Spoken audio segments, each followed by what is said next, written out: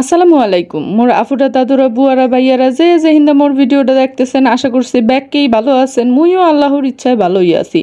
তো এই তো লইয়া আইছে আজকে একটা রান্নার রেসিপি লইয়া। তো অনেকেই জানি যে ব্রয়লার মুরগি খাইতে পছন্দ করেন না, ব্রয়লার মুরগিটা মুই যেমনে রান্না করবো তো সেইভাবে খাইলে অবশ্যই আপনাকেও ভালো লাগবে এবং বারবার খাইতে ইচ্ছা করবে। তো এই জায়গায় প্রথমেই মুই ব্রয়লার মুরগিটা সুন্দর করে কাটটা লইছিলাম আর কাটটা ধুইয়া পরিষ্কার করে লইছিলাম। এরপরেই হয়েছে চুলায় তেল গরম দিয়েছি, তেল গরম করে এটার মধ্যে মুরগির মাংসগুলা যেগুলা সুন্দর করে একটু লবণ দিয়া মাখায় রাখছিলাম সেইগুলা একটু গরম তেলের মধ্যে দিয়ে দিছিলাম আর সুন্দর করে এপিট ওপিট করে ভালো করে ভাজিয়ে নিছি। আর ব্রয়লার মুরগি একটু ভাজিয়াই রান্না করতে হয়, নয়তো এটা কাদা কাদা লাগে, খাইতে কিন্তু ভালো লাগে না। ব্রয়লার মুরগি মুই কিন্তু সবসময় খাই না, মাঝে মধ্যে একটু খাইতে মন চাইলে তখন খাই। আর যদিও ব্রয়লার মুরগি খাওয়া তেমন একটা ভালো না, তো সবসময় তো আর সোনালী কক দেশি মুরগি সবসময় পাওয়া যায় না, সোনালী কক খাওয়া হয় মাঝে মধ্যেই। তো একটু মাঝে মধ্যে ব্রয়লার মুরগিও একটু খাইতে হয়, মাঝে মধ্যে রুচি পরিবর্তন করতে চাইলে এইসব করতে হয়। তো এই জায়গায় মুরগির মাংসের যে মশলা পেঁয়াজ বাটা দিছিলাম মুই, পেঁয়াজ বাটা রসুন বাটা আদা বাটা, এর মধ্যে স্পেশালি একটা টমেটো সেটাকে ব্লেন্ড করে দিছিলাম।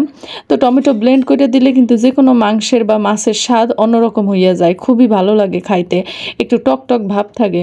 আর ব্রয়লার মুরগিটা আপনারা অবশ্যই একটু ঝাল বেশি দিয়ে রান্না করবেন, ঝাল কম দিয়ে রান্না করলে কিন্তু খাইতে ভালো লাগবে না। এছাড়া বাকি যে মশলাগুলো আছে আপনাকে মুরগির মাংস রান্না করতে সব দিয়ে দিবেন। আর এদিকে আমি মুরগির মাংসের মধ্যে শুধু তেজপাতা দেই, গরম মশলার মধ্যে যেটা তেজপাতা আর হইছে এলাচটা আপনার ছেঁচা দিয়া থেতো কইরা দিই। তো এইটুকুই দেই, এছাড়া আর কোনো মশলা দেই না, অন্য কোনো কিছুই দেই না। যেমন দারচিনি আমি খুব একটা কম খাই, মুই দারচিনি খাইতে একদম পছন্দ করি না, যার কারণে দেই না, কোনো মাংসেই দেই না। তো এই তো সুন্দর করে মাংসটারে কষায় নিয়ে তারপরে হয়েছে আলুগুলা দিয়ে সুন্দর করে কষায় নিতে হইবে।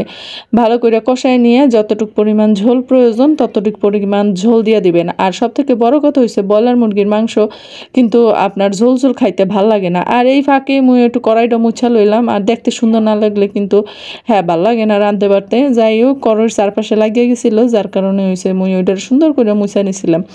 তো এই দেখেন মুরগির মাংস তো বেশি একটা শক্ত থাকে না, হালকা মানে অল্প রান্না করলেই হইয়া যায়।